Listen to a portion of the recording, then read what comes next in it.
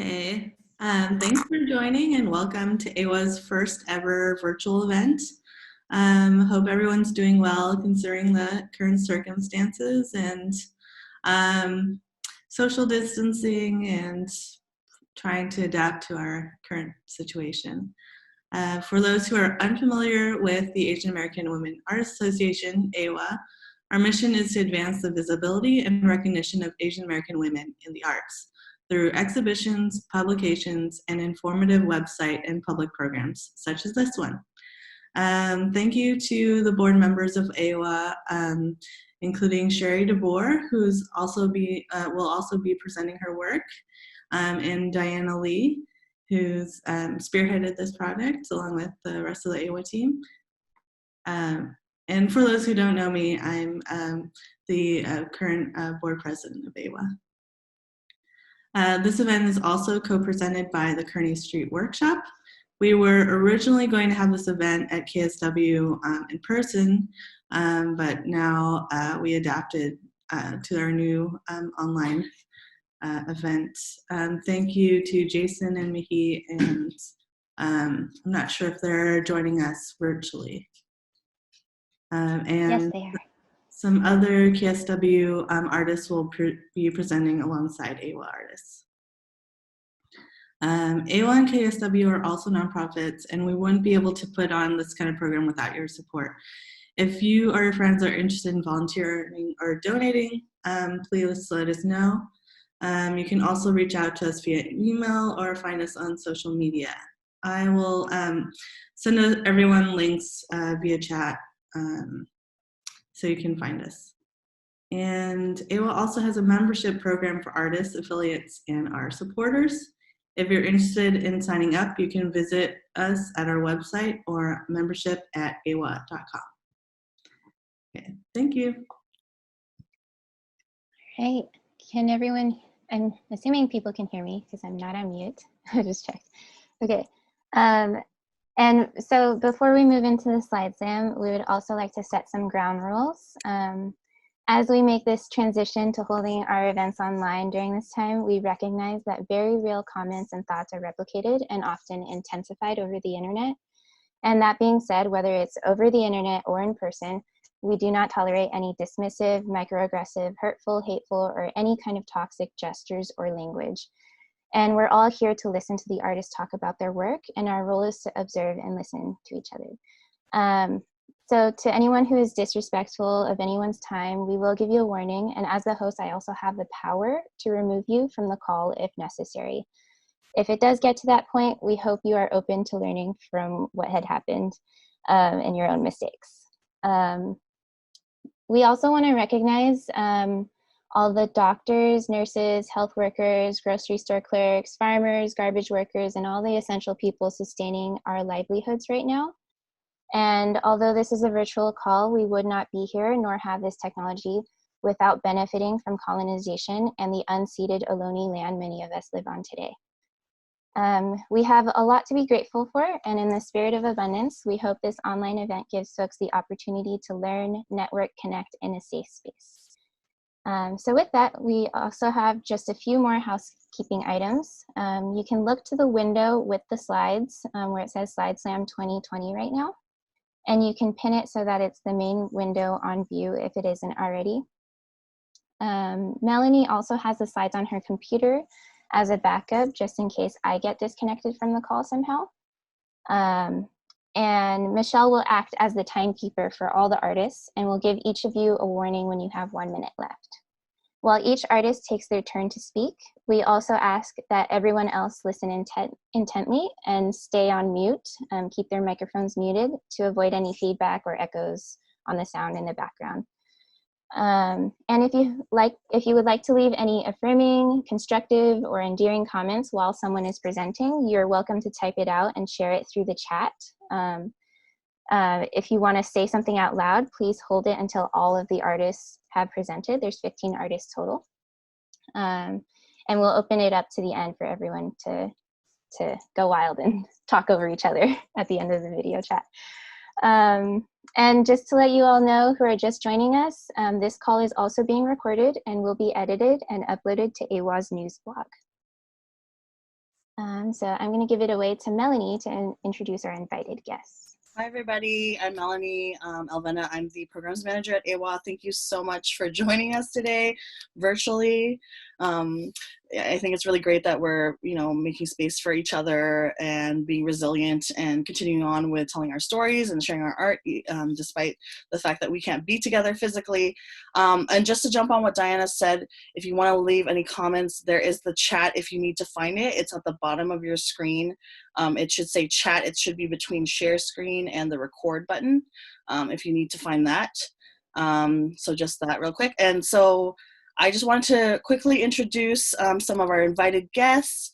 And if you could, Diana, did you move to the next slide? Yes, so here's the next slide. If you all could just go by the order that's on the slide, go ahead and introduce yourselves and what you do. So first we're gonna start with Flo. Flo, could you introduce yourself? Hi, I'm Flo Loy Wong. I'm an artist, a poet, and co-founder of AWA. I'm very excited about being reconnected to AWA after all these years. At this time, my latest project is being a co-editor of I Don't Cry Anymore, a book of sexual trauma. It's a sexual trauma anthology. It's going to be published in the fall. We'll have a book launch in November. So I'm just happy to get reconnected to AWA. It's great. Thank you, Flo. Akemi? Hi, good afternoon, everyone. My name is Akemi Chan Imai. I'm the programs manager at Oakland Asian Cultural Center. We are physically located in the heart of Oakland, Chinatown. And we provide a variety of programs, including exhibitions, panel discussions, workshops, classes, and all of these center around API arts and cultural perspectives, and really trying to focus down on how do we foster intergenerational and cross-cultural dialogue and understanding collaboration and social justice. So we're able to deliver a bunch of different program formats, and I'm excited to learn from all the artists today. Thank you. Thanks, Akemi. Tiffany, are you here? Tiffany? Okay, well, Tiffany might not be here now. Maybe she'll join us later. But we've been working with her with our Emerging Curators program because she is one of the curators and just co-runners of the gallery at the Secret Alley in the Mission. So hopefully when we get that show up, I hope you guys can join us for that. And she's also the content and editorial manager at Gray Area. Next we have Lydia, if she's here. Lydia, are you here? I think her power is out still. But anyways, Lydia is a member of AWA. She's a visual artist and a cultural anthropologist and professor in critical studies at California College of the Arts. She might join us later when she gets her power back on. So next, Ray. Ray, could you introduce yourself? Yeah, hi everybody. My name is Ray Beldner and I am an artist and a former professor and most recently co-founder and director of Startup Art Fair, which is a hotel art fair for independent artists. And we have had AWA at our fair a few times, I think. And yeah, we do our fairs in San Francisco, LA, Houston, Chicago. Although right now we're not doing anything anywhere because we're all stuck inside for the time being. But I'm happy to be here. Thanks, Ray. Cecilia? Hi, I'm Cecilia. I'm the founder and director of Glass Rice. We're a contemporary art gallery located in Soma, San Francisco. We've been around for almost 4 years now. And we're actually going to be moving locations, because if everything goes as planned, in August. We're moving to Sutter Street. So we have some exciting things in the works. Awesome. Thanks, Cecilia. Min? Hi, everyone. It's incredible to be connecting with you in this way over Zoom. My name translates to Citizen Truth. I'm a performance artist, a Butoh dancer, and I'm studying dance and social justice at Tamalpa.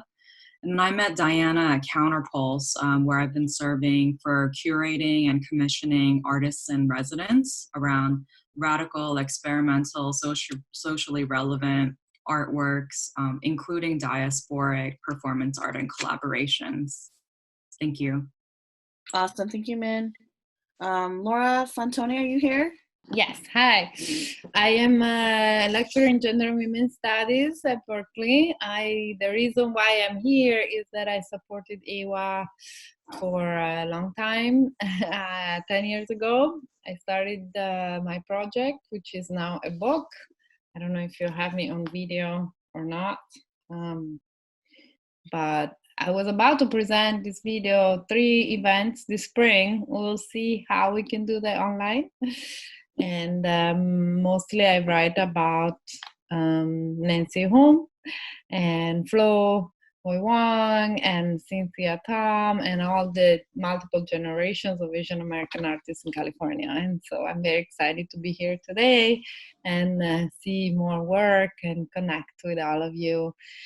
I'm also Italian, so my heart and thoughts go to the current crisis in Italy, where so many people are just on lockdown for much longer than we are and facing much dire shortages of medical and health support. So I'm praying that we don't find ourselves in the same situation here. Well said, Laura. Thank you so much for being here. I'm going to turn it over. I think you went on mute halfway sorry. through, but I'm assuming Sorry. you're turning it over to me. Yes, I'm turning it over to Diana. I'm sorry, I got a little trigger happy No there. problem. Thanks. So yeah, let's begin the slide slam. So before I go to the next slide, each artist will present 4 slides in 4 minutes or less. And as a reminder, to just stay muted and listen intently while the artist is speaking. Artists, when your name shows up on the screen, let us know when you're ready and we'll move on to the next slide. The first slide of your 4 slides is when the time will start. And Michelle is the timekeeper and will let you know when there is 1 minute left. So yeah, and so the first artist up, are we ready, is Cindy. You ready, Cindy? All right, can you hear me? Yes. Cool. Are you ready? You can stay on this slide. So I'm gonna do an intro real quick and then I'll tell you when to move on. Okay, go ahead and start the time, Michelle. Thank you, Michelle. I know some of you here, but for some of you guys I haven't met yet, I'm Cindy Shi, a visual artist here living and working in San Francisco. Thank you again, AWA, and everyone for letting me present during this time. It's kind of a dark but interesting time, and I think it's really important for us to reflect upon as artists, Asian Americans, and as a community. So thank you for being here. I call myself a half immigrant because I immigrated from Los Angeles from Taiwan when I was about 3. So I never really felt solidly American, Taiwanese, or Chinese. And so to my American friends, I was always a little too moderate, too foreign. And to my Chinese friends, they never thought I knew how to speak Mandarin. So in some ways, I think my work kind of reflects the crossing of cultures and the melancholy of what it feels like to be perpetually on the outside of each culture. The technique that I use is kind of a cross of different cultures as well. Using burnished fresco and mixing sumi ink and various pigments into it. The process is kind of slow and deliberate, but it informs the narrative much like the political and social landscape of our times. The pieces that I have in this series are large-scale frescoes that harness the destructive power of forces in nature while providing a quiet and passionate reflection of our time in turbulent discussions of immigration today. So this is the first slide, and this is actually, the first piece is called Hai Wai, which is title of the painting, literally means being outside of the ocean. It is a term used for overseas Chinese people living outside the Chinese-speaking world. And the painting is inspired by the Mobius strip, which is a strip that has a half twist added at the end of each end. A line drawn on the outside of the strip will continue on the inside and finish again on the outside. So the painting form suggests swirling ocean and air, whirlpools and cyclones nested within each other in kind of a yin and yang of endless motion. And they serve as a metaphor for societal forces that pull immigrants into a place and then push them out to the outside. They suggest being on the inside and outside simultaneously in endless alternation. In a way, and I've also been heard that it's looks a little bit like a dragon, which wasn't intentional, but it also fits. The next slide, please. This title of this piece is called Waggle Dance, East and West, and it refers to a dance that bees do to alert each other of opportunities and food sources. I use a lot of bee imagery and symbolism in my work, both literally and figuratively, to represent human migration.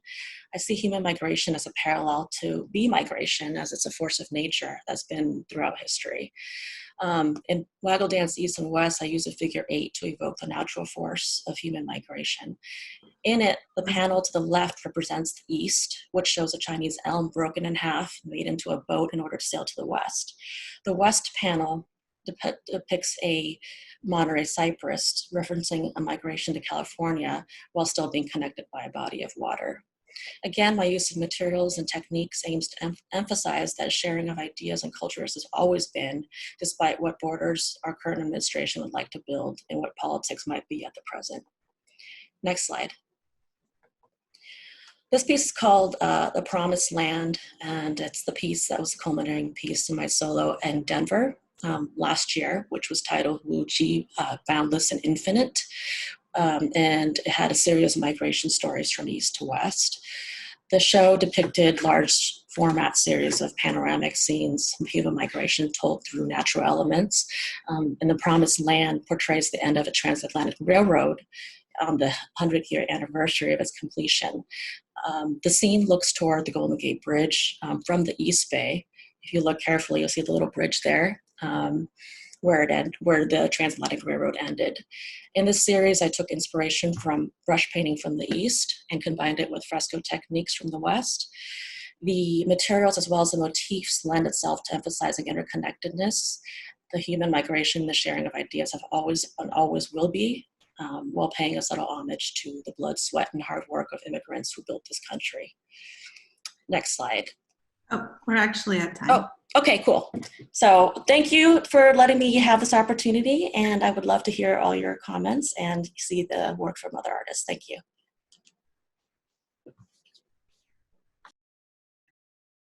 Do I start? Hi, y'all. Are you ready? Sure. Okay, ready, set, go.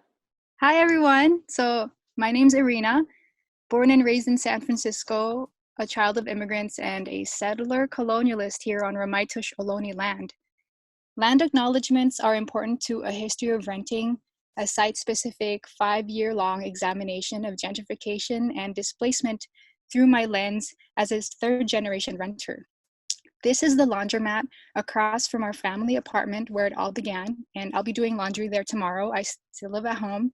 This laundromat's layered identity taught me about seemingly disposable immigrant labor. By doing laundry here and connecting with the elderly immigrant workers, I understood my late grandfather's struggles of acculturating to the US. The workers and my grandfather all moved to the US at later ages and could only access blue-collar and service jobs. The layered laundromat identity also taught me about the housing affordability crisis and systemic greed. In 2017, the San Francisco Chronicle exposed the landlords for exploiting vulnerable families, many undocumented, by renting out illegal housing units beneath the laundromat with poor living conditions. The consequential litigation affected the business, especially the jobs of the laundromat attendants. Next slide, please. As we are entering this period of economic slowdown, situations like the one at my local laundromat will become ever more relevant. I want to understand the history of displacement and implemented policies. I remain moved to capture the emotional weight of a moment and channel them towards organizing for positive change with communities. While you've never been in this kitchen, it's a familiar feeling of loss and grief, right? If we had known then that my late aunt's posthumous eviction in the Mission was illegal, then we could have done something to have more time to process her passing and keep her belongings, which have accumulated for the 25 years she's lived there. Next slide, please. In my 4th year of A History of Renting, I began experimenting with forms beyond photography. This is a poem I wrote after my aunt's posthumous illegal eviction. I worked with the local artist Nikki Waters to screen print the poem onto my late grandfather's security guard uniform. The final piece is called Grief is a Weightless Thing. Referencing manual labor, displacement, and collective grief, I created this piece while thinking about the eviction of the 4 multi-generational Masanto families in south of Market, Soma, Pilipinas, and the eviction of the late 100-year-old Iris Canada in the Fillmore, who lived in her home for over 60 years. Next slide, please. I'm currently brought back to my home, Excelsior, with Scatterpiece, my performance work. Working with a poem for my installation, I collaborated with loved ones who experienced displacement from the Excelsior to San Jose to Hanoi to translate the poem into various languages spoken in my neighborhood. I scattered the multilingual poetry every night for 2 weeks at a future site of luxury housing. I was mourning the city and San Francisco Planning Commission's inaction to listen to my community's concerns about a lack of affordable housing in our district. Leading to this, we organized, gathered, and spoke out during City Hall hearings. The housing affordability crisis is complex. Gentrification will continue, but we can curb displacement of vulnerable communities. There's more work to do, to feel, to create, and I'm continuously humbled to look to our First and Native people's perspectives of envisioning our world 7 generations forward and into the past to build with community. Thank you.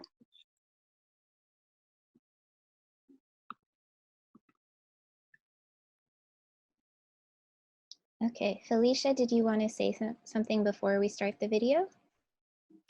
Yeah, I'm excited to share with you a video that you'll see, and I will catch up at the back end to let you know where I am with this particular project. So anytime to start.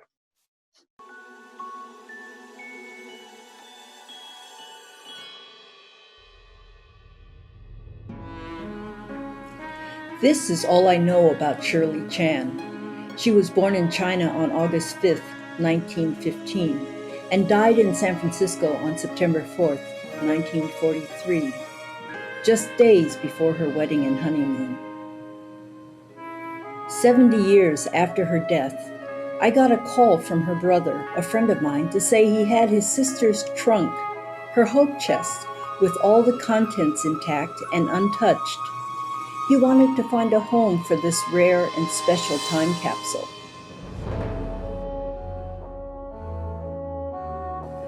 What can we surmise about the woman who picked the fabric and had these dresses made?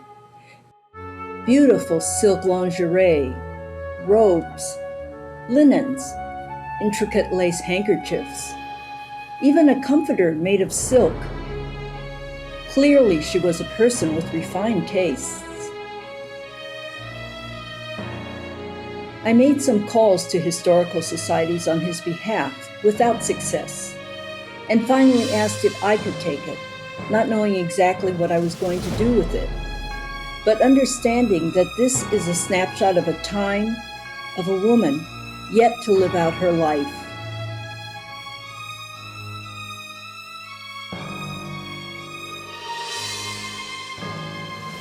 Bok Chin gave it to me and later sent me this note. I understand completely your feelings of wanting to know a little more about Shirley, because her life, like that of so many other Chinese women of her time, was impacted by drastic changes in Chinese social customs, encroaching world conflict, and being a member of a minority population in the US, those were confusing and difficult times for everyone. He added, I gave you Shirley's trousseau to do as you please, with absolutely no strings attached. In an odd way, it made me feel more responsible. There's a photo taken of her in 1937, the same year my mother arrived from China, and it struck me that Shirley Chan could have been my mother.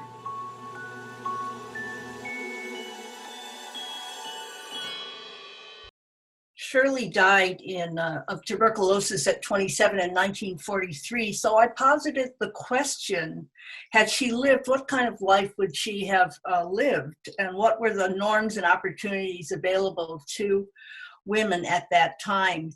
Did her trousseau reflect the life she envisioned for herself? Over the years, I've filmed interviews with many women of that generation and have appreciated how they've sustained our communities in important ways, but quietly paving the way and opening doors for the opportunities we have all had. They are our everyday heroines. So I have a project, a multidisciplinary project that will show an exhibit of the contents of the trunk, a solo dance performance by Mish Wong to a script I've written accompanied with original music, screen projections inside and outside, and viewing pods to show everyday heroines through curated film clips and intergenerational videos done by a group of youth that we will train. I can do this with a grant that I received with the San Francisco Arts Commission, and I've partnered with the Chinatown Community Development Center, and we'll have that at 41 Ross Alley. So as soon as we are up and running again, I'm ready to go. And it's going to be very exciting to stretch the story of and honor our everyday heroines in our community. Awesome, thank you. Is Hoyi with us? Hi, Diana. Hi, are you ready? Yeah. Okay, ready, set, go. Hi, everyone. My name is Hoyi Chow. I'm a queer biracial artist and educator from the Bay Area. I got my BA in art at San Francisco State. I currently reside in San Jose, where I teach at Amplify, which is a free after-school arts and media program to low-income students ages 9 to 18. So this first piece is called What Does Being American Mean? The model in these photographs is my niece. She is dressed in each one of her traditional culture's clothing. She is Black, Mexican, and Chinese. This piece is meant to show, one, that there isn't a stereotypical way of looking a certain way. The obsession of our society of categorizing people inspired me to show that multiracial people are always never going to be enough of something. It was a way of showing everyone that I don't care anymore. It was made with a bit of anger, but also empowerment of me finally accepting myself. This piece was also made during the Trump election, and it stood as a message to unite for our future and for each other through the lens of my 8-year-old niece. Next, please. Next slide, sorry. So this second piece is called Pasta Salsa, and it has a lot to do with my last piece. So it's all the foods that I grew up eating that represents who I am.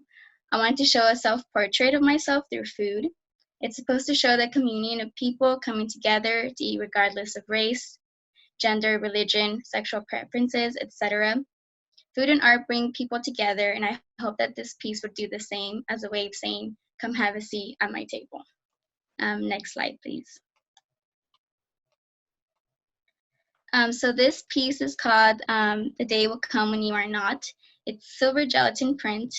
It's about the healing of my trauma I endured with almost losing my mother when I was a teenager, my selfishness in trying to preserve my mom and immortalizing her by taking pictures. My photography is used to show my emotions and vulnerabilities to people. It is a raw, stripped down depiction of my life as I try to heal from everything I have endured. It's coming to terms and accepting where I have come from and where I have decided to go. It is my way of learning and unlearning the traumas of my skin with the viewers. We learn, we grieve, and we grow together. Next slide, please. So this piece is called Sexual Consent, and is part of the series I'm currently working on, which is based on the Mexican bingo game Loteria that I grew up playing. Loteria was made from a French man who visited Mexico in the 1700s and made this game based on what society was like. I'm doing the modern rendition of what is happening in our society today in capitalist America. My goal is to show that in the end, minorities, people of color, queers, women, etc., are gambling for our lives. We're all fighting for the American dream, but we are being played and we are gambling with the lives in the system that will always repress us. It is a wake-up call for when we get sucked into the capitalist society. I want this piece to say, wake up. We are all playing this game that we are destined to lose. Maybe it's time to slow down and enjoy life a bit. Thank you so much. All right, Karen. Hi, thank you. We'll stay on this Ready? slide for just a second. I'm Karen, and I'm a building designer and visual artist living in Redwood City with my beloved husband, 2 dogs, and a cat. As an artist, my life comes from building design and from architecture. I used to be a building inspector for Redwood City, and so my life has been full of straight lines and very angular buildings. In my art, I do everything I can to avoid a straight line. First slide, please. This is a series of charcoal and collage mixed media. It started with literally looking at roots of a plant that one of my friends had.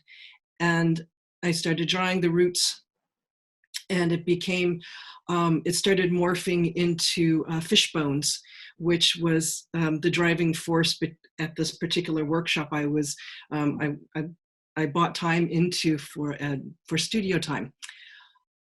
Fish is a real important piece of my family's history, as my dad was a beloved fisherman, and thus this started evolving, and this is called Buried. Next slide, please. This was from a series of work I did after the Paradise fires. It started with an installation that was in front of me. It was a still life installation. And it began with, I saw a marionette, and she was only built of string and wood, so she had no structure. And so I couldn't stand her up. And so I started drawing her in the relaxed prone position. And to the left of her, I saw a small toy wooden house, and that became a part of the composition. When I started doing this series, they usually flow out of me, and so when I started, it was just really I was pretty devastated by the fires. We have family and friends who were affected, and so this series became a piece about how we feel about our homes and how we're tied to our homes, and things that evolve from where we came from. Next slide, please. This is some current work that's coming up. It's called Chinoise, and I'm a big collector of chinoiserie fabric and wallpaper. And so this came from a piece of wallpaper that I started for my background, and then I started adding text to it. There's rice paper, there's layers of rice paper, charcoal, and ink.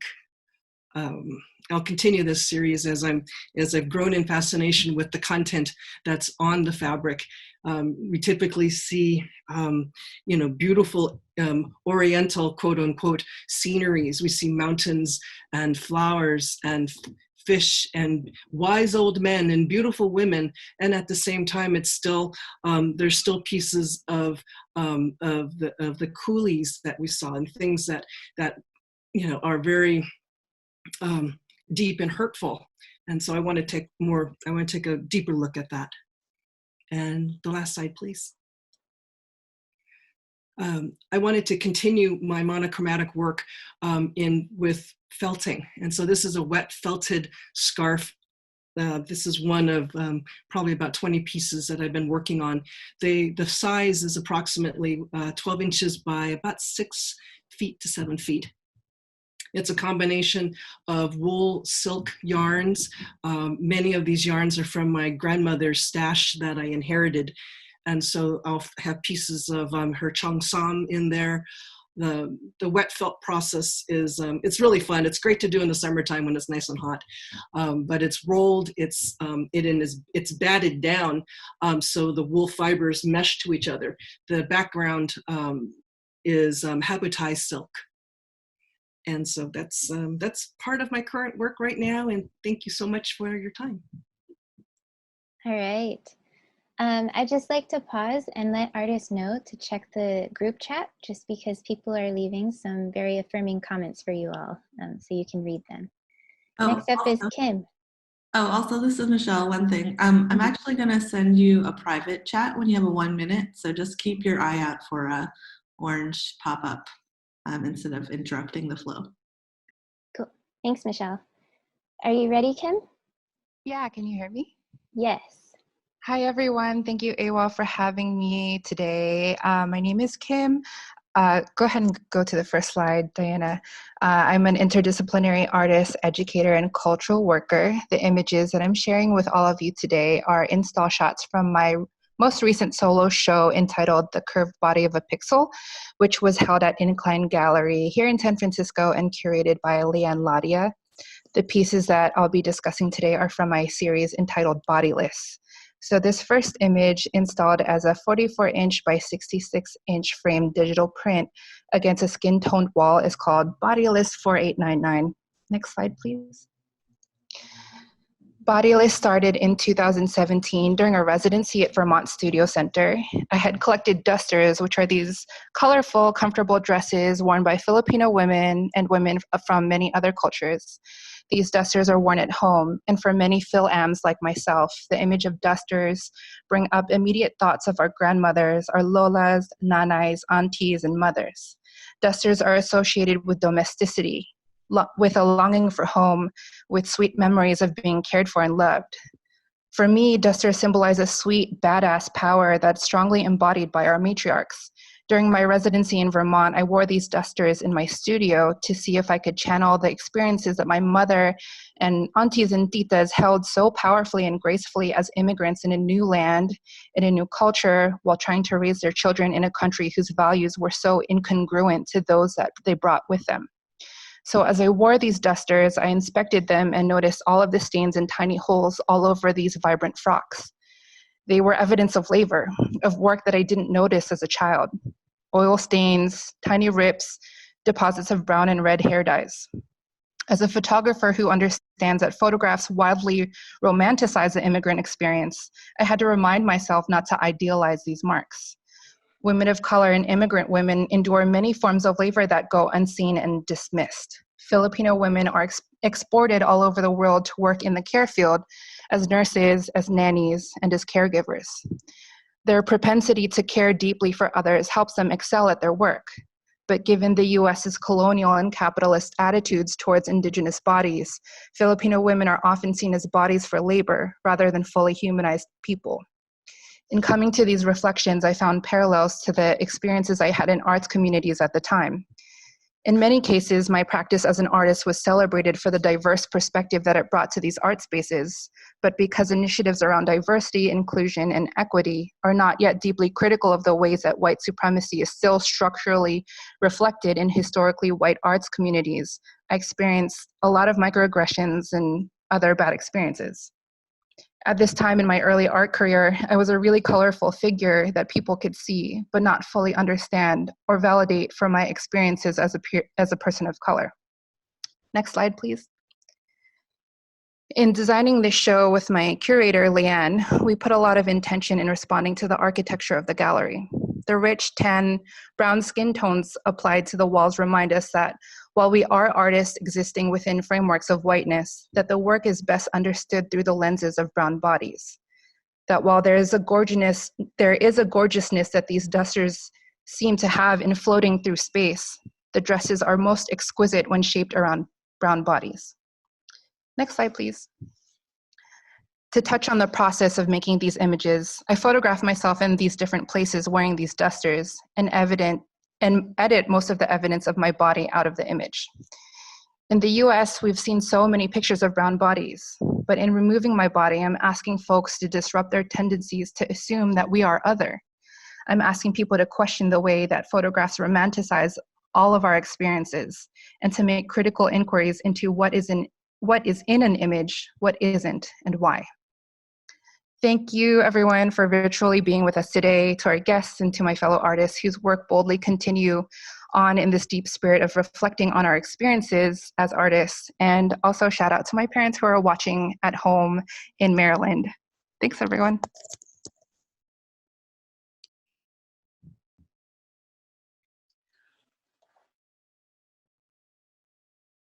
Thanks everyone. Thanks Ewa for having me.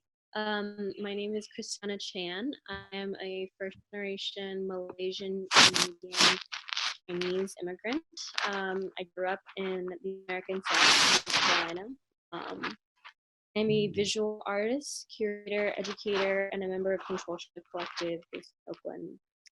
I work in multiple mediums, from alternative camera photography, archival photographs, light and video projections, and I'm currently working on a project using harvested seaweed, mined ore, and salt. My work investigates political, historical, and mythological heritage of the landscape and its natural elements.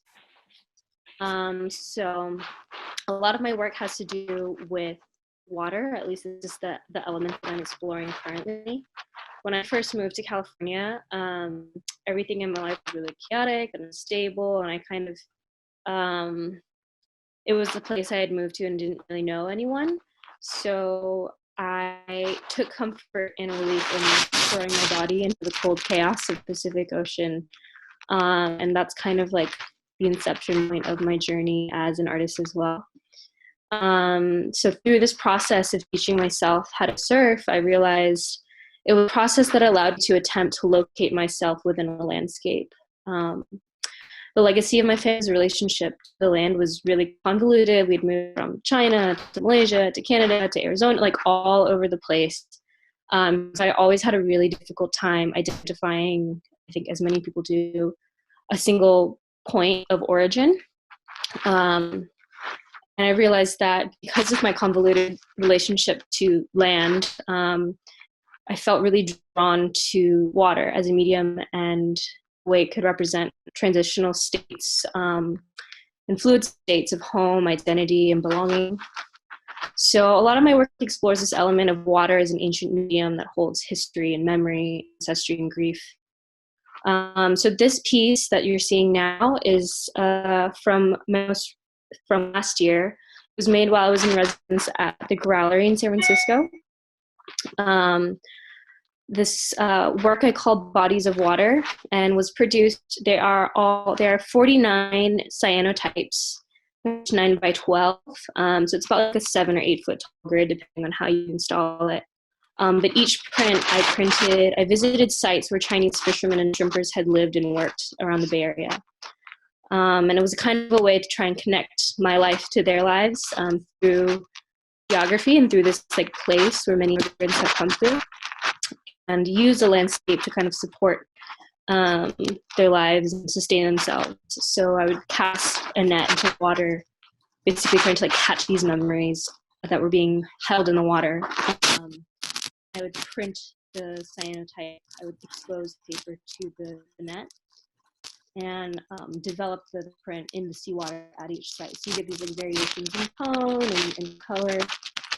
All of these prints were printed on different days and at different sites, and this is kind of how they all come together. Next slide, please. These are some stills from a video piece that I installed with the other part of the Bodies of Water prints. So I didn't know how to embed a video into this, so I can like send the video link in the chat later, but this is an installation that I created. It's audio video, and it uses found footage of the ocean and different locations and different states of the ocean, kind of like mixed in and overlaid with archival footage of fishermen who were living and working in Hong Kong. So sort of this like, this sort of recollection, sort of dream state that I wanted people to experience as like a space you could physically walk into. So these are two of my friends who are like inside the installation. Next slide, please. This was an earlier installation called Inherited Luminescence. This was sort of one of my first attempts at creating a space to be inside of. So I created, this was a collaboration I did with a friend and fellow artist, Meng Yu. Her artist name is Miss Tank. So she did these stop motion animations, and she also created the audio for this piece, and I made these kinetic lanterns out of paper and wood, and I cut. I was thinking about shadow puppetry and the history of shadow puppetry in Malaysian culture, and wanted to sort of like create that device within this other form for memory and like remembrance. And I was thinking about altars, and so we wanted to create this sort of like futurist altar. So I cut these different like designs and scenes of aquatic. They're all kind of like surreal. I don't have any good pictures of them, but the point was on the inside. So the central cylinder, there are shadow puppets that spin and project puppet imagery onto the outside panels of the lantern. And then the outside panels of the lantern are cut away to create those like cast shadows on like the outside of the space. So I was interested in exploring the sort of like levels of like how things are transmitted between generations, between layers, between inside and outside spaces of the body, of like the spiritual body, of the physical body. Yeah, that video is online somewhere as well. Next slide, please. We're actually at time now. Okay, never mind. Thanks, everyone. Lenore, are you ready? Yeah, anytime. Should I start talking? Okay, I'm Lenore Chin, longtime AWA member, thanks to Flo Oi Wong, who reached out when I went to one of her shows at Mills College many years ago. I'm a painter primarily. That's my first, my primary expressive medium, and a photographer. Transitioned to painting over the last 5 years or so. I have a background in advertising, art and design, graphic design, but I still consider myself a painter, even though I've been doing street photography more and more. And some of you may know that I do a lot of street photography, walking around the city in the Bay Area, going to a lot of cultural events, AWA, of course. And I am currently in an exhibit that's been traveling on the other side of the country, Art After Stonewall, celebrating the 50th year of Stonewall. Started in New York City, and I was lucky I was able to go out there because now it's a ghost town. Then it went to Miami, and now it is at the Columbia Art Museum in Ohio. And this image here is a shot of Bob Hanamura, who just died on January 6th at the age of 96. He gave me my first group show at the San Francisco Arts Commission in the gallery that was originally located on Grove Street, called the Capricorn Asunder. And Bob would always be seen at a lot of events, even though he became legally blind over the years. People would take him to his favorite art exhibits and jazz clubs and things like that. Well, anyway, he finally died. I just took this last year. This was taken across the street from where he was living in assisted living, which was located at where the Coronet Theater used to be on Gary near Arguello. Next slide, please. Next slide. This is Buffy St. Marie. Last year during the exhibit at the Arts Commission called Continuous Thread, commemorating the 50th anniversary of the occupation of Alcatraz. Buffy was part of the Arts Commission's programming and came to the Herbst Theater, and I was invited to be the official photographer for this concert. I hadn't seen her in 50 years. When I was very young, there was a big event, a peace rally in Golden Gate Park that actually went through the Richmond district where I grew up. And I still have that photo. She is still rocking at the age of 78, and it was a thrilling event to cover. Next slide, please. Next slide. Okay, this is Dolores Huerta. A friend of mine reached out because her son Emil was running for a position on the Board of Supervisors, the equivalent of the Board of Supervisors in Kern County, which is a very red area of California. And he came up to do a fundraiser at Brava in the Mission, and Dolores reached out to all her friends to come participate. And Brooke Oliver, who lives in the area and is an attorney who assists a lot of artists, asked if there was anybody who might be able to do this event, which was originally planned for Balmy Alley Outdoors. Could they volunteer? And I said, well, I plan to be at the event anyway. I can bring my camera. It was held indoors at Brava because of rain. So I had a chance to shoot many, many pictures that afternoon. And that also was an exciting event. Next piece, please. Oh, we're actually at time. Okay, this is Hawaii last year. Yeah, thank you. Marielle, ready? Yeah, can you hear me okay? Yes. Okay, Ready, cool. set, go. Okay. Hi, everyone. My name is Marielle. I'm a painter and educator, originally from Visalia, California, but currently in San Francisco. So this piece is titled Scars Can Heal If You Let Them. I included this piece because it's kind of what put me in the direction of where my work is now. It made me realize that putting my own personal experiences in my work makes it feel more authentic and allows me to connect more to it.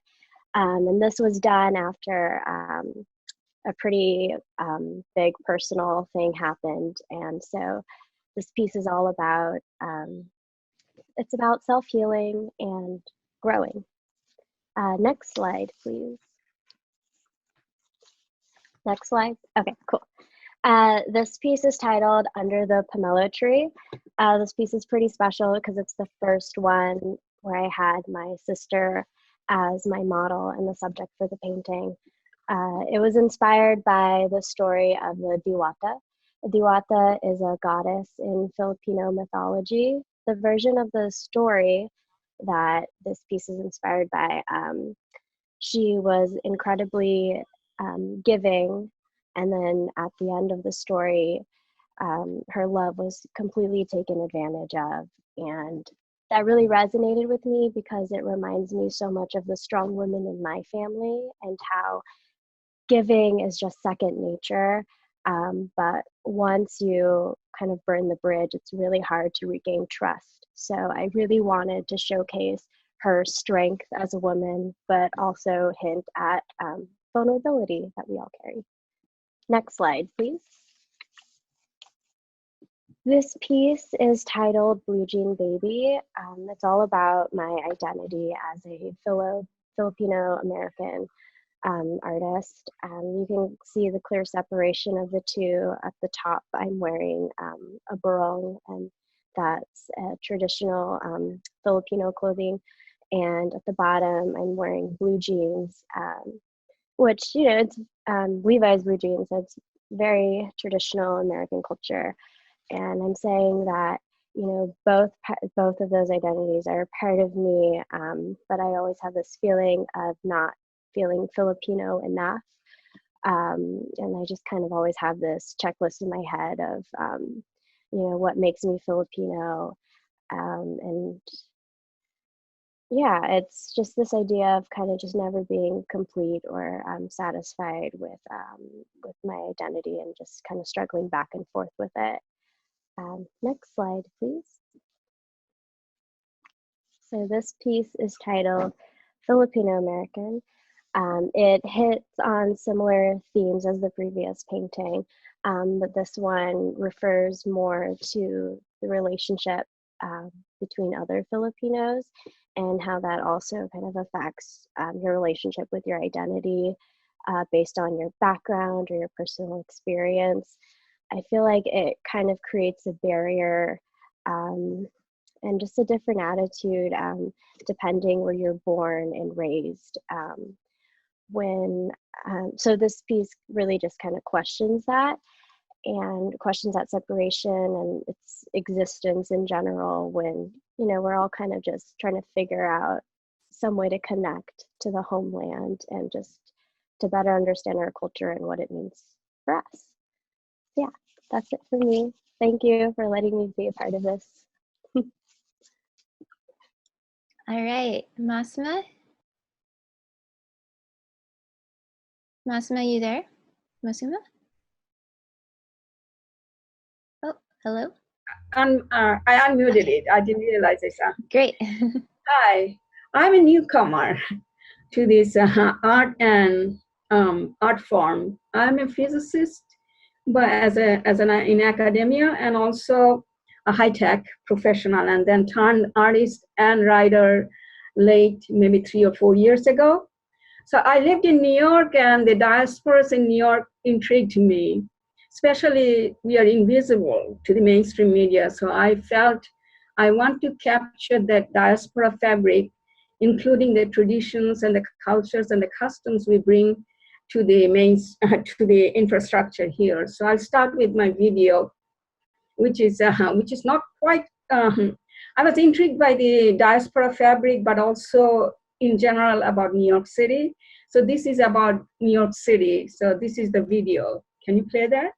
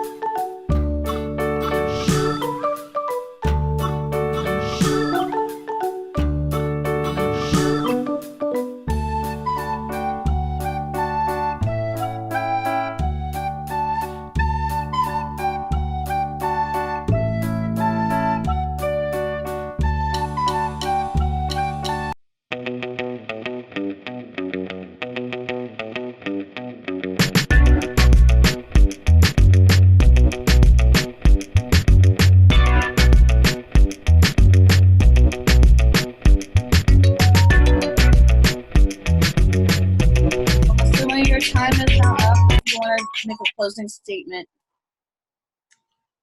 So I do also painting, especially the diaspora women, as well. So this is a not collage, but portraying the diaspora women. Can you go back?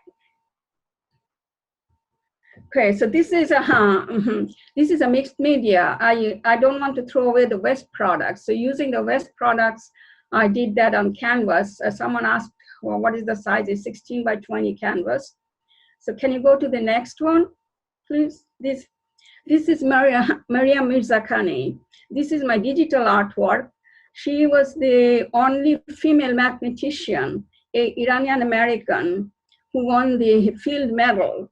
So I want to promote the diaspora women who achieved so much, but they're invisible to the mainstream media. And she was the only woman. Field medal is like Nobel Prize in mathematics. Then the next one is my sketch. I was sick and I had to lie flat on my bed. And I'm very influenced by the South Asian, being a South Asian, folklore and the folk arts. So this is kind of a representational of folk art from South Asia. So thank you for listening to me. Thanks, Masma. Min. Hi, everyone. I'm going to start with an experiment on Zoom. So while you are muted, close your eyes and feel into your chest and your voice and speak to yourself who you are and where you come from.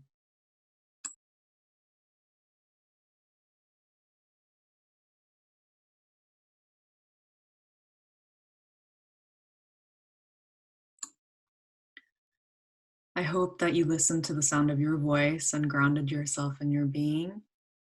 Next, I want everyone to unmute at once and say, I'm not alone, I am here. 1, 2, 3. I'm not alone. Not alone. I'm here. Hello. All right, thank you for trying that out with me. It's really interesting to be here.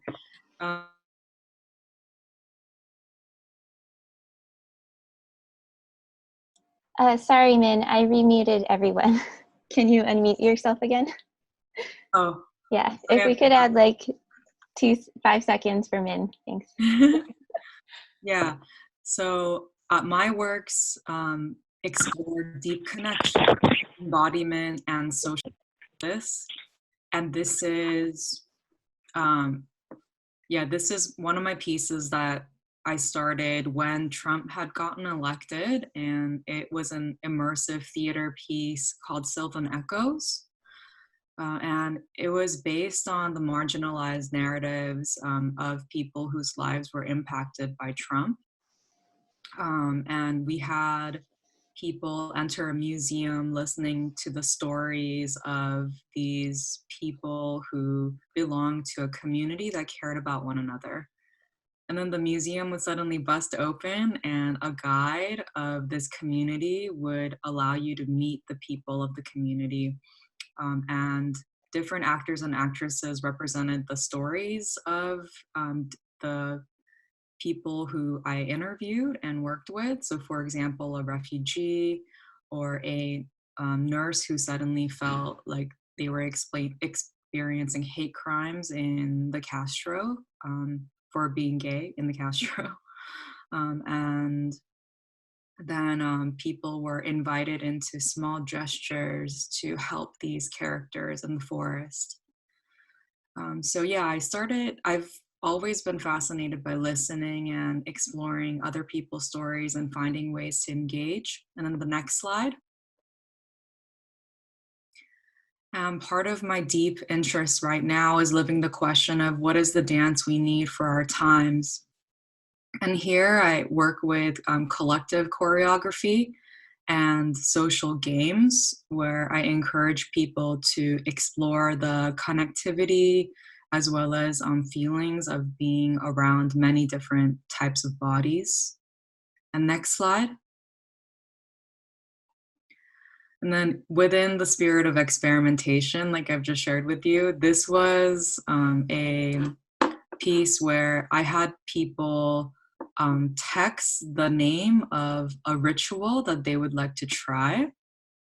And this was called Nothing for Sale. And when they would text, then there was a robot on stage who was me, who was, working with these rituals and texting these participants. And I was surprised that quite a few people talked about their white guilt. Next slide. And then this was a Buto ritual performance on the history of the comfort women, where the ancestral past connects to the Me Too movement of the present. And this slide shows the poetic image of woman as toilet. And for me, it's really important to show that our personal connections tied to our past, as well as our current bodies and feelings as a collective. And that's been a thread through some of the different mediums that I've explored. Thank you. Thanks, Min. Orang Hutan? Orang, are you there? You might have to unmute yourself.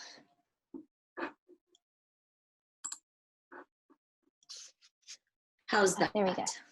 All right. Would you time the slides to play about 1 minute each? Okay.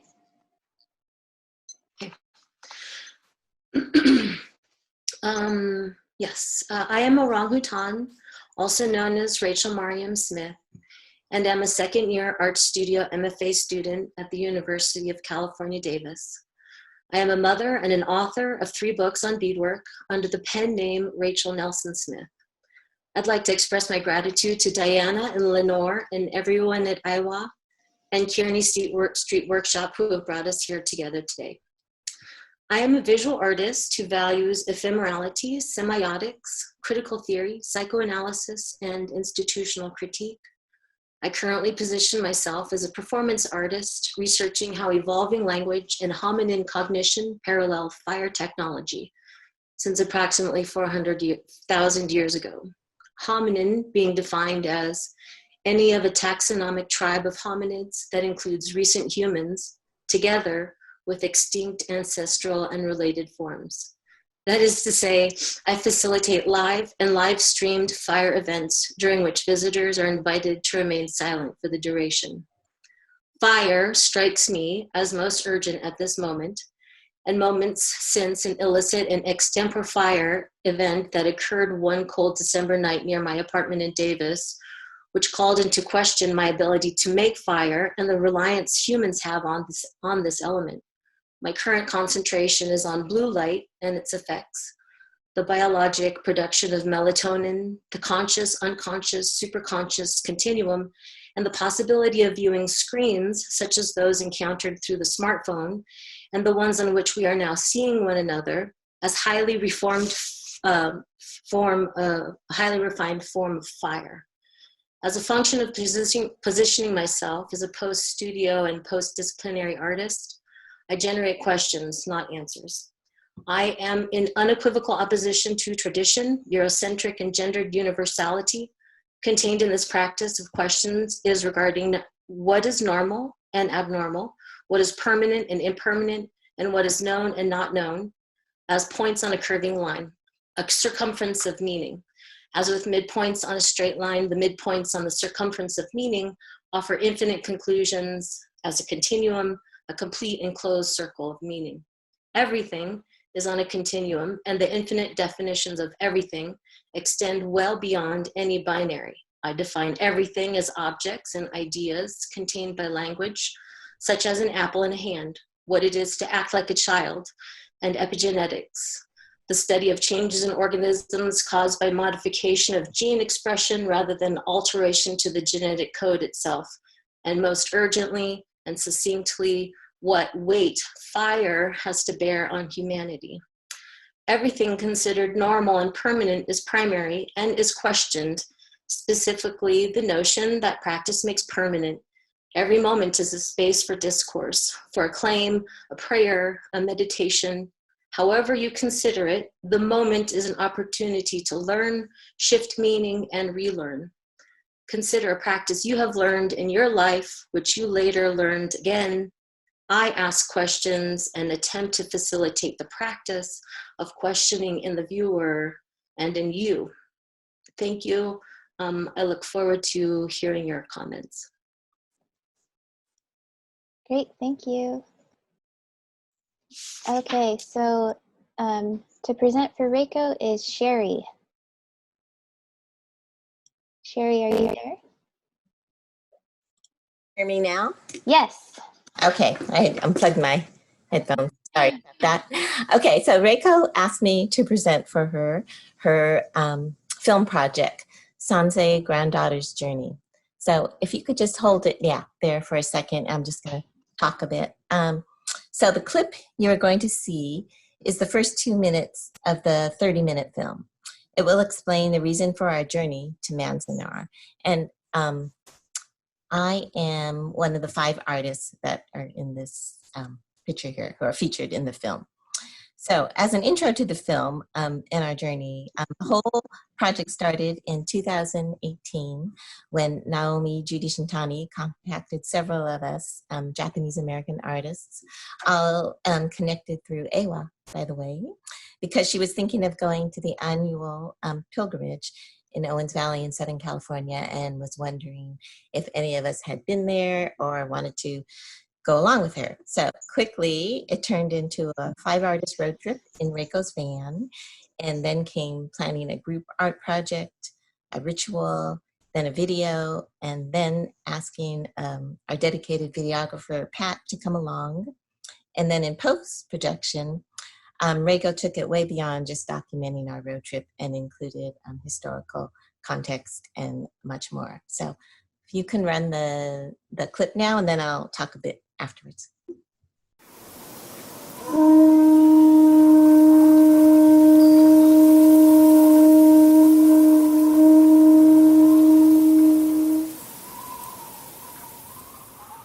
In April 2018, a journey began for 5 San Francisco Bay Area artists: Reiko Fuji, Ellen Bepp, Kathy Fujioka, Judy Shintani, and Sherry Arai DeBoer shared a common history.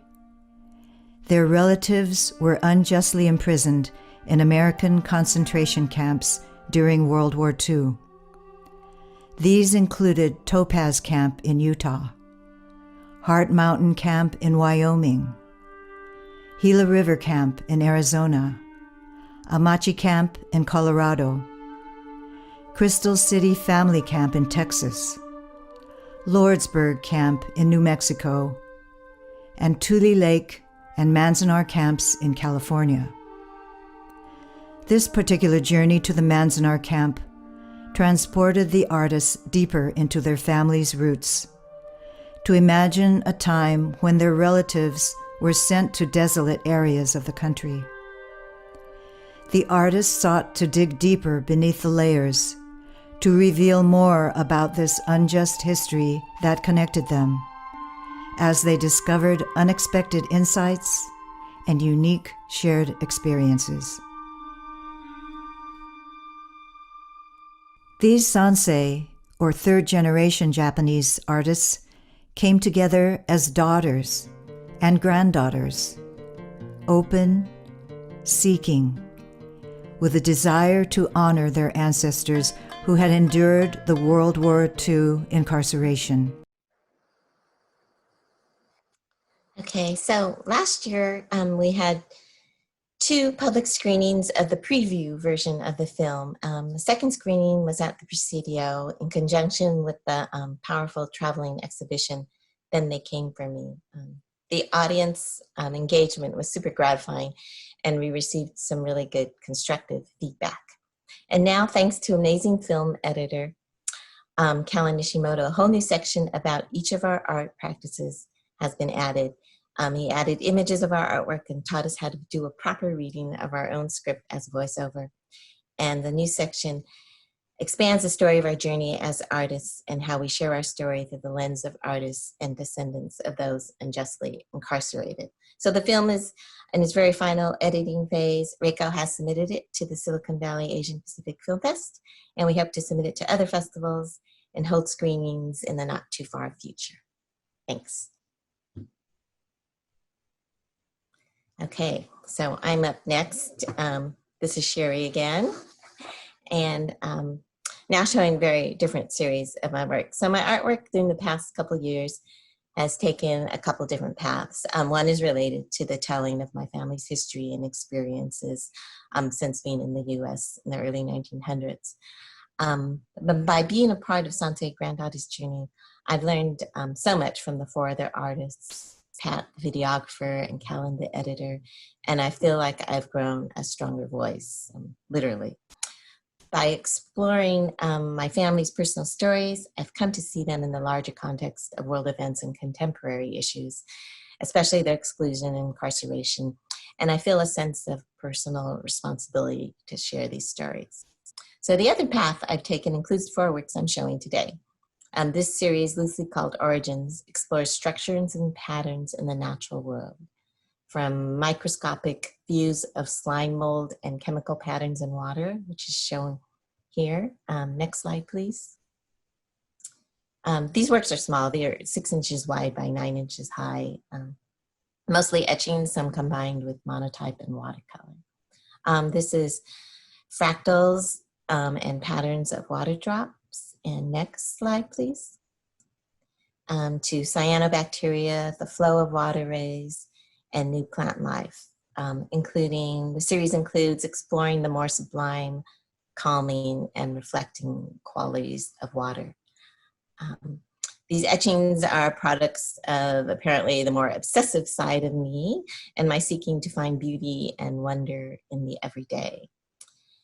The last image, next, is an artist book entitled Color of Water. It combines several of the etchings from this series, and each of the 3 accordion books is housed in a sleeve, which is housed in a larger sleeve made of paper embossed with a wave pattern.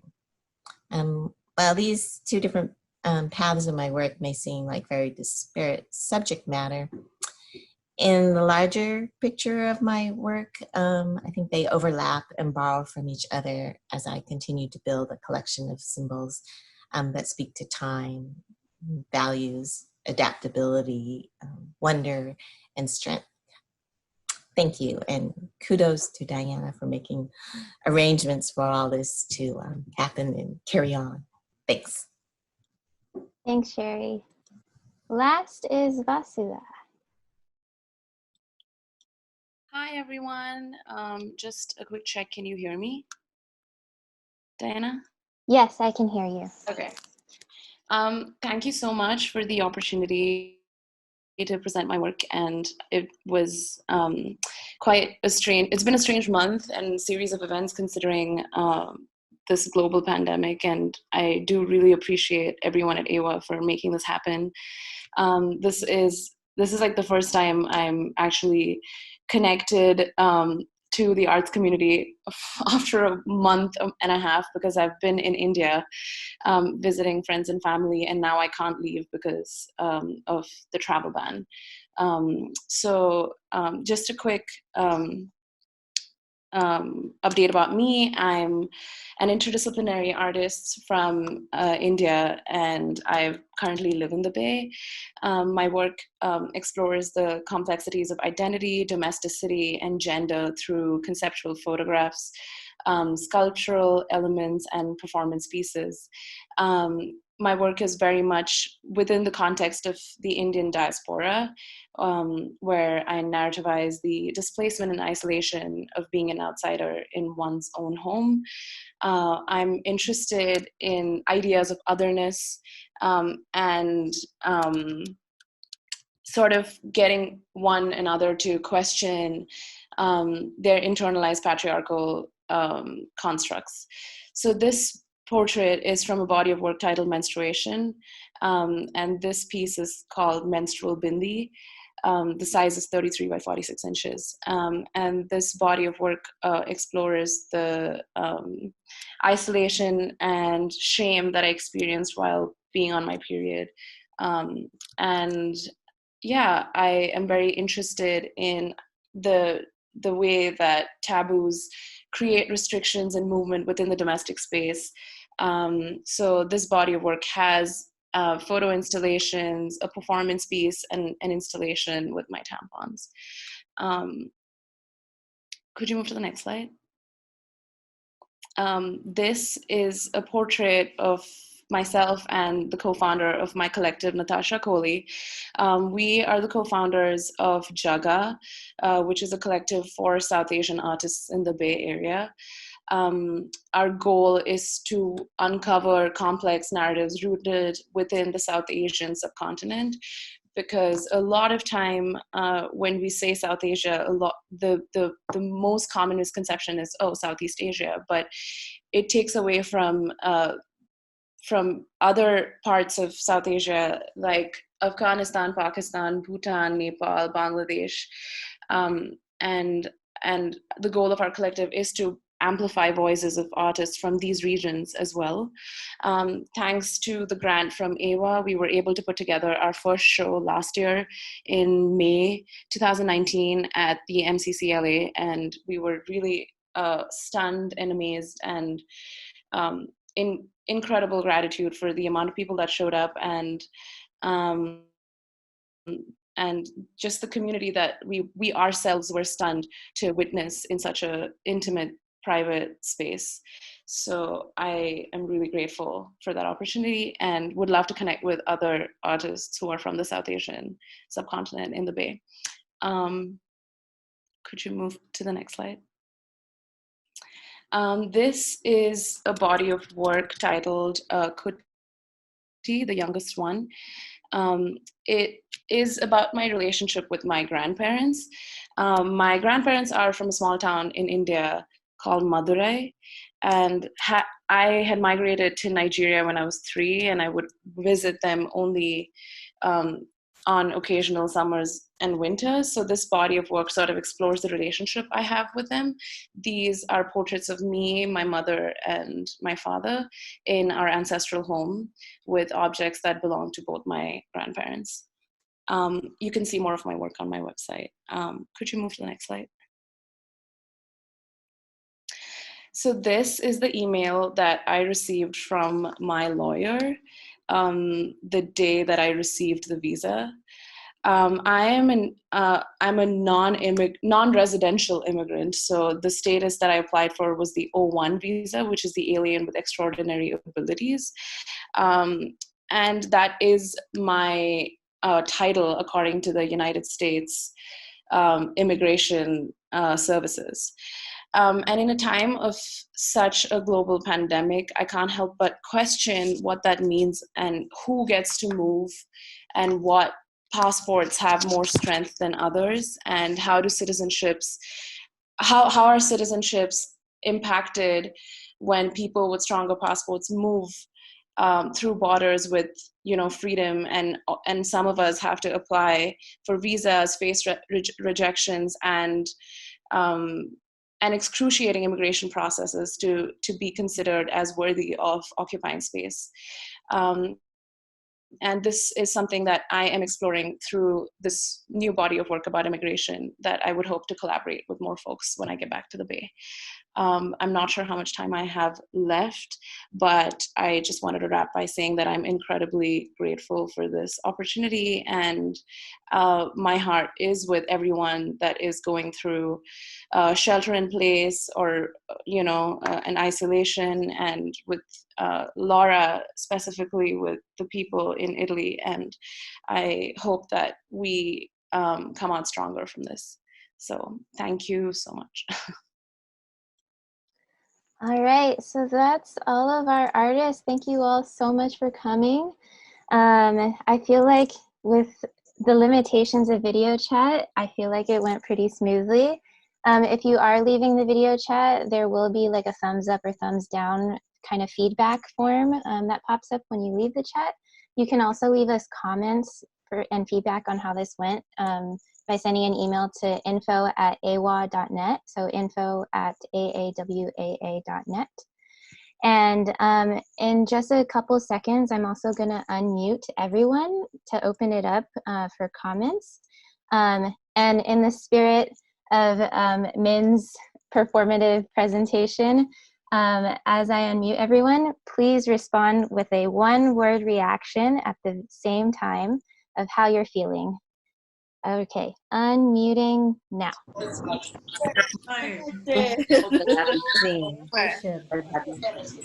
not just one word. All right. So everyone is unmuted now. I am going to stop sharing my screen. Okay, there we go. And now, if you want to mute yourself, you're welcome to do that again. But now I'm also going to open it up to any audible comments. I know people have been leaving some in the chat. If you're an artist, feel free to leave your website and Instagram on there. We'll also make sure to try and download this chat so that we can list your Instagram and website on the news blog when we upload it to our website. And yeah, so I'd like to open it up to any comments anyone has. Remember, the community guideline, make space, take space. So if you feel like you're talking a lot, you can take a step back, or if you want to share something, please feel free to do so. I also invite you to share any plugs or announcements for more online events or celestial events or personal events and resources that may help folks in this moment that we're all living in. Anyone can go ahead. Oh, for AWA, I can just start it off too. We have our Emerging Curators program. We have 2 shows. One that was supposed to happen in March called Papadum, curated by Kamardeep Singh. That was supposed to happen at the Gallery, like Melanie said at the beginning, but that is now being postponed, and they're also trying to figure out an online presentation for it. The other one is Political Inheritance, which is also to happen at the Oakland Asian Cultural Center. So we're trying to figure stuff out for that too. So please keep a lookout, subscribe to our newsletter, and follow us online. If anyone else has announcements, please go ahead too. Any of our guests have any comments? Min, Laura? Yes, I'm very, very uplifted by this, and I like the intergenerational quality of AWA. I always love that. I think that's one of the biggest strengths. And yeah, I hope we do that more often, actually. Maybe this opportunity to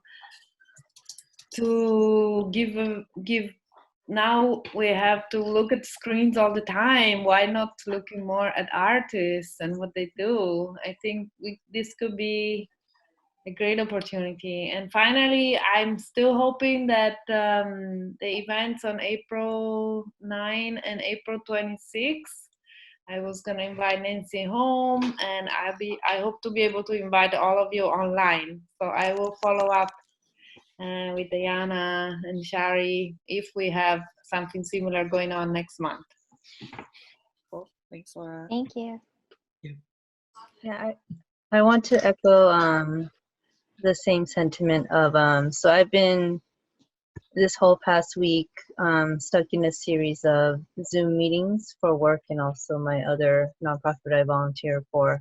So this is the first Zoom gathering where I've been able to see something other than people's faces, or so I'm really uplifted by the diversity of just what's available in our own neighborhoods in the Bay Area. I feel really honored and to be able to see all this, and I'm also really glad there's a recording that I could just review some of the works and the information that was shared today. So thank you so much all the artists for preparing, and also to AWA for doing such a quick pivot to a virtual format. I'm really glad we were able to do this. Yeah, big thank you to Diana. She's the one who kind of we're like, okay, let's do it, and she's like, okay, I'm gonna organize it. She really everybody. Thank you, Diana. Oh yeah, that's why I told them that I was like, does she do powder? And, also to some of the newer artists that I don't know, it was really great to hear your work. I hope to get to know more of you, hopefully in person soon. Just some really interesting work that you guys are doing, and some really interesting concepts. So really awesome to just be witness to it. So thank you for sharing. Here's my aesthetic response to all of our connections. Was that a Outside. question? Sorry. No, it's not a question. I'm going to give you a quick response. Okay. Yeah, outside and inside the waves, we move together. And we are connected in this new wave, creating new roots and waves. Thanks, Min. Thank you. I love that, Min. Thank you. I just want to say, being a lot older than most of you here, and being a scientist and becoming an artist on my late stage, I really enjoyed seeing so many diaspora women with so many talents, but also reflecting on their cultural and the voice of their communities. I'm really, really excited to meet all these diaspora talented artists. Thank you again for inviting me. Thank you. Flo or Cecilia, any comments, questions? No questions, but I just wanted to echo the same thoughts of everybody else, and I'm really thrilled that we were able to make this happen. And it's just always nice to get a bunch of people together. Just lovely to have a group of women together who can kind of hold space together and feel everybody welcome and everybody feels heard and seen. Just really lovely. Thanks, Cecilia. Also, we have our all-female group show is still up. It's virtual, so it's all photographs on our website, and you can see it on our Instagram account as well if anybody is interested in that. There are a lot of local Bay Area female artists in it, and we're hoping to keep it up through April, and that'll probably be our last show in our current space. Okay. Cecilia, if you want to post a link to that in the chat, that'd be great. Oh, yes. I'll do that right now. Thank you. I see Reiko. Reiko. Hi, Reiko. Hi. Thanks for listening, Reiko. Oh, it was great. You did Yeah. a really wonderful job, and I loved listening to all the different artists. Most of them I didn't even know about their work, and I like seeing the different generations presenting the work together, and it's amazing how deep and how just heartfelt, soulful the art is. It just really touched me. So, and thank you for letting me cop out. Maybe next time I won't be so nervous. It's okay. Thank you. Sherry Reiko. did a great job. Yeah. Thanks so much. Thanks, Reiko. Vasudha here. I just want to say thank you for everyone gathering, and I do have to go because it's 6 a.m. so I'm probably gonna try and go back to bed. Thanks for tuning in, Vasudha, even though it's super early. No, I'm so glad that I did, because I'm feeling so much better and more inspired, and I hope that I can make some work after seeing all of this inspiring and incredible work. And yeah, thank you so much. Namaste. Thank you, Vasudha. So yeah, we'll hopefully see you soon. Yeah, definitely. Thank you. Okay, it looks like mostly everyone's signing off. Yeah. Thank you, everyone, for joining. Guys, Thank you, guys. Love you guys. Take care.